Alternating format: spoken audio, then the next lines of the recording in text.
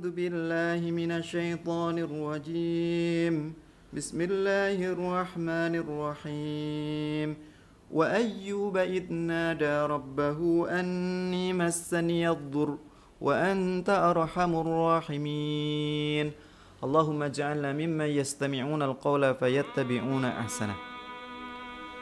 Dan ingatlah akan kisah Nabi Ayyub alaihissalam ketika Nabi Ayyub berseru, bermunajat, berdoa kepada Rabb-Nya.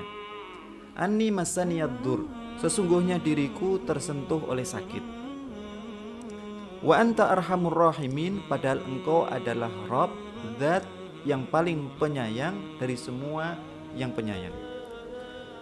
Surah Al-Anbiya ayat 83. Saudaraku yang dirahmati oleh Allah Ta'ala, mari kita mengambil perenungan tadabbur dari surah Al-Anbiya 83.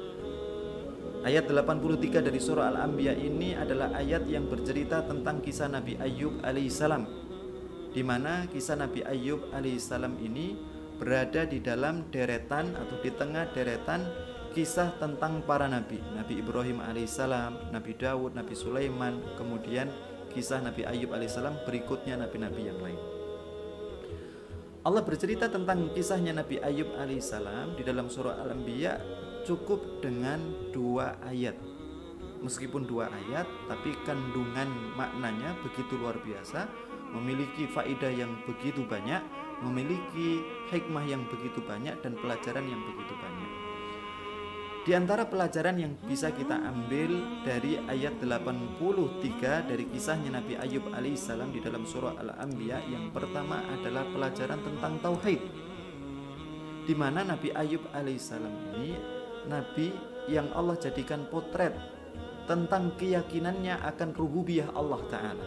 Allah adalah satu-satunya Rabb yang menciptakan, Allah satu-satunya Rabb yang memiliki manfaat dan madarat, Allah satu-satunya Rabb yang mengatur, Allah satu-satunya Rabb yang menghidupkan dan mematikan, dan yang menentukan seluruh pengaturan segala-galanya.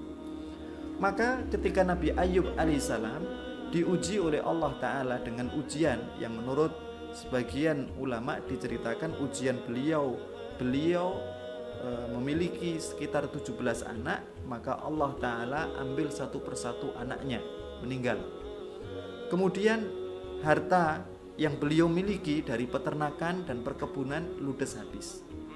Sampai kemudian beliau diuji di fisiknya sendiri, datang penyakit yang begitu luar biasa pada diri beliau, yang penyakit itu beliau alami sampai menurut sebagian riwayat yang menceritakan tentang jumlah banyaknya sekitar 18 tahun.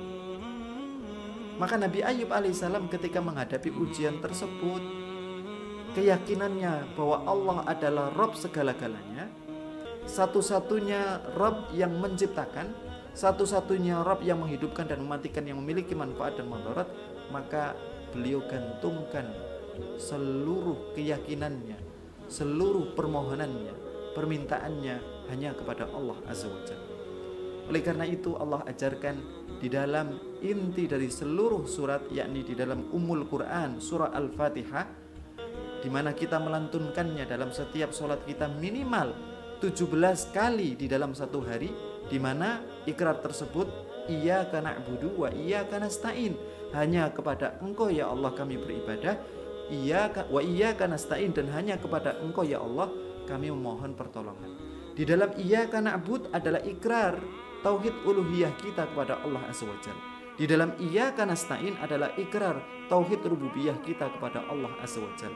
Kalau kita yakin bahwa Allah Ta'ala yang memiliki dengan kepemilikan mutlak hak manfaat dan madarat, maka mintalah manfaat hanya kepada Allah Ta'ala, dan madarat dihindarkan dari madarat hanya kepada Allah Azza wa Jalla. Kadang dalam potret ujian yang dihadapi oleh sebagian di antara kita ataupun sebagian di antara kaum muslimin, ketika mereka menghadapi ujian, contoh ujian sakit, hatinya yang ingin mencurahkan ujian sakit tersebut, ingin berkeluh kesah tentang ujian sakit tersebut, cenderung dia ingin bercerita terlebih dahulu kepada makhluk, menceritakan kepada saudaranya, menceritakan kepada temannya, menceritakan kepada orang di sekitarnya, dokter, ya, menceritakan bukan salah untuk bercerita kepada dokter. Tapi pertanyaannya adalah yang menentukan sembuhmu itu siapa? Sebagaimana yang menurunkan sakit kepadamu itu siapa? Tidak ada yang melakukan itu kecuali hanya Allah Azza wa Jal. Meskipun tentunya ada faktor-faktor lain di mana dengan faktor itu Allah Ta'ala menurunkan ujian sebagai bentuk rahmatnya kepadamu.